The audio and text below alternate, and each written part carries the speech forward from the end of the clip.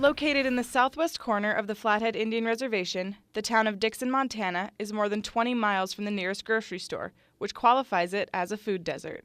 At Fialky Farm, Pattie Fialcowitz and her husband Bob are working to dispel the notion that residents of food deserts are cut off from a healthy diet. Their small farm produces organic foods for their family as well as to sell to the local community. Right now, in the wintertime, I sell them shallots from September right up and through June, and then, or however long they last, usually about June. And then in the summer, I've been selling them cut flower bouquets. And I used to do a wider variety of things. I've sort of streamlined with the advent of my small children. I was down at Lifeline Farm in the Bitterroot for 4 years. And by that point, I clearly knew that I wanted to farm, so I bought this piece of land. We have a beautiful dairy cow named Michelle, and she gives us milk and cheese and yogurt and butter, and a calf. And we raise for beef, and we have a sow and produce a litter of piglets every year if we're lucky, and a donkey who does nothing but looks beautiful, which is my fault, not hers. A couple of sheep that I have not bred yet, but I may this fall. Lamb is the one thing that we don't have, but I don't know if we need it. I felt use their fleeces. We have 30 laying chickens and a barn cat. That's it.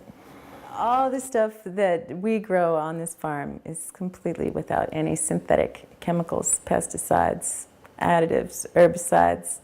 We implement all organic practices. And people are such creatures of habit. If someone was getting onions from me 15 years ago, it doesn't matter, they'll still call me up in the fall. It's time to get your onions. You know, it's just the way it goes.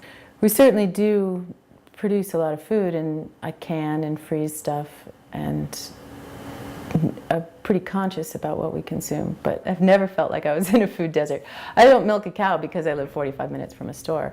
I milk a cow because I love cows, and I am very interested in what I put in my family's bodies.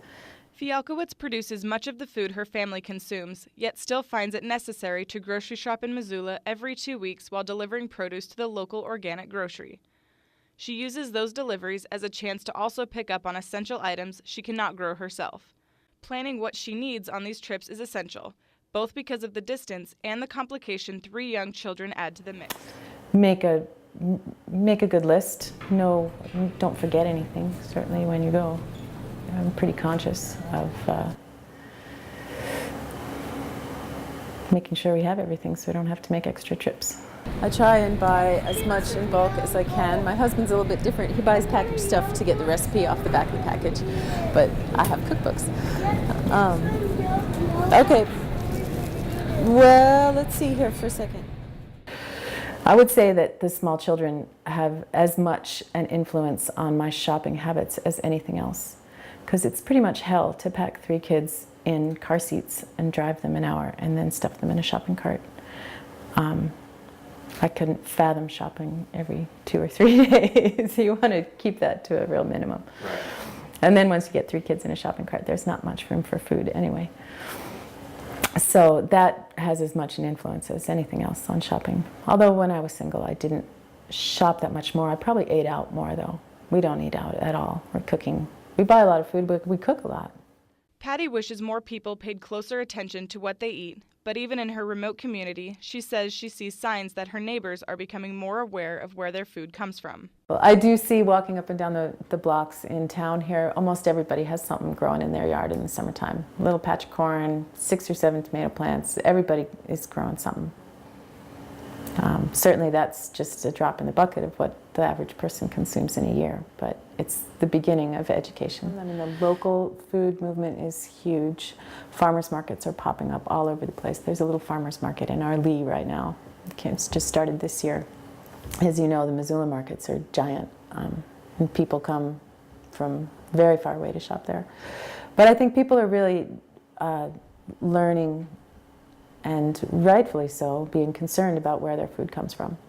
And knowing your farmer is pretty important. Fialkowitz is proof that food deserts can be combated. By utilizing farmers markets, co-ops, or even growing your own food, healthy eating is possible with minimal trips to the grocery store. As she says, it's not so much where a person lives, it's all about choices.